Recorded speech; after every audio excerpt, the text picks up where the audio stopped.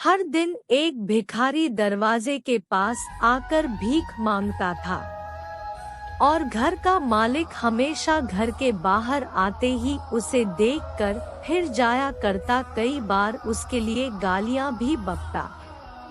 वो कहता, तू जिंदा ही क्यों है? पूरी जिंदगी ऐसे ही भीख मांगेगा क्या? धरती का बोझ क्यों बना बैठा है? और कभी कभी उस भिखारी को गुस्से में वह धक्का भी मार दिया करता। इतना कुछ हो जाने के बावजूद अधिकारी के मुंह से सिर्फ यही निकलता कि भगवान भगवान तुम्हारे पापों को माफ करे। एक बार सेठ को धंधे में बड़ा नुकसान होने की खबर मिली। सेठ बहुत परेशान था कि तभी उसके दरवाजे पर वही भिखारी आया। गुस्से में अपना आपा खोते हुए सेठ ने उस भिखारी को पत्थर दे मारा। पत्थर लगने के कारण भिखारी का सर फूट गया और उसके सर से खून बहने लगा। फिर भी दर्द से कराहते हुए भिखारी ने इतना ही कहा, भगवान तुम्हारे पापा को माफ करे।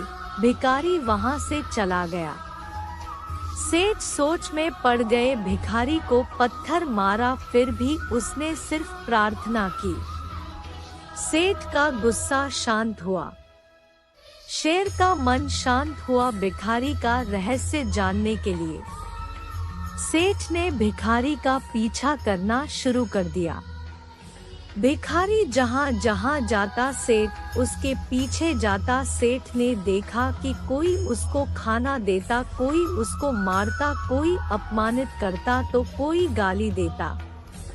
लोग भिखारी के साथ चाहे जैसा व्यवहार करते, लेकिन भिखारी सबके लिए एक ही प्रार्थना करता, भगवान तुम्हारे पाप माफ करे। अब रात होने को आई थी। भिखारी अपने घर जाने के लिए लौटा। वो अपने घर पहुंच गया, लेकिन सेठ अब भी उसका पीछा कर ही रहा था। एक पुरानी टूटी हुई खटिया पर एक बूढ़ी औरत लेटी हुई थी, काफी कमजोर और बीमार लग रही थी। वह भिखारी की पत्नी थी। अपने पति को वापस आता देख वह खाट से उठ खड़ी हुई। पत्नी ने अपने पति के भीख वाले कटोरे में देखा, उसमें सिर्फ आधी बासी रोटी थी। उसे देखकर वह बोली, आज बस इतना ही मिला? और हाँ, आपके सिर से खून निकल रहा है, ये चोट कैसे लगी? बूढ़ा भिखारी बोला, आज बस इतना ही मिला, किसी ने कुछ दिया ही नहीं। सबने गालियां दी और एक नए पत्थर भी फेंकना, इसीलिए मेरा सर फट गया। एक गहरी ठंडी सांस लेकर बूढ़ा भिखारी फिर से बोला, यह मेरे ही पापों का फल है। तुम्हें याद है कुछ सालों पहले हम कितने अमीर थे? क्या कुछ नहीं था हमारे पास? हमारे पास हर चीज जरूरत से ज्यादा थी, लेकिन हमने कभी दान नहीं किया। और उससे भी बुरा हमने उस अंधे भिखारी के साथ किया जो हमारे द्वार पर भीख मांगने आया करता था।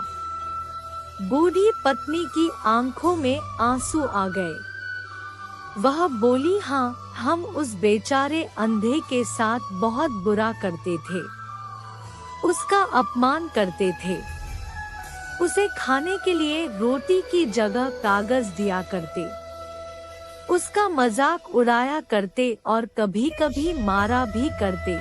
मैंने कभी उसको रास्ता नहीं दिखाए। एक बार मैंने उसके मुंह पर मिट्टी भी फेंकी थी और वह हमेशा दुखी होकर यही कहता कि भगवान तुम्हें तुम्हारे किए की सजा देगा, भगवान तुम्हारे पापों की सजा जरूर देगा।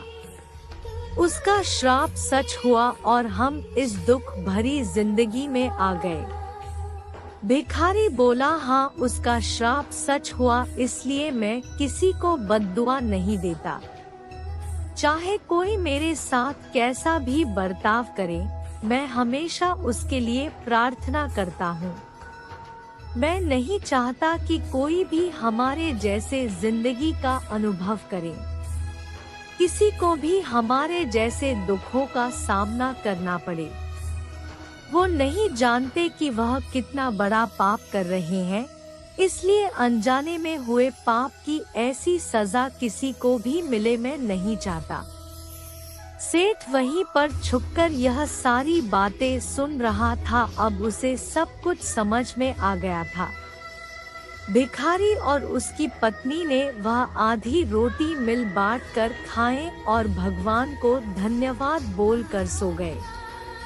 अगले दिन बड़ा भिखारी फिर से भीख मांगने गया। सेठ के घर के पास जाते हैं।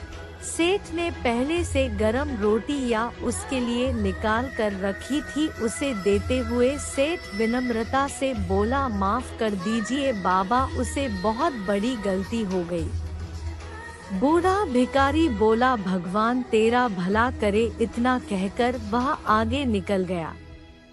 इस कहानी से जो सीख लेने लायक है वह बड़ी ही सिंपल है कि आदमी चाहे किसी के बारे में बुरा कहे या भला करे, लेकिन भगवान सिर्फ कर्म के हिसाब से उसको फल देता है। क्या हुआ अगर भगवान नहीं दिखता है, लेकिन यह बात बिल्कुल सच है, उसके खाते में सबका हिसाब बहुत बहुत पक्का होता है। इसलिए जब किसी के लिए कुछ भी करो तो अच्छा ही करो।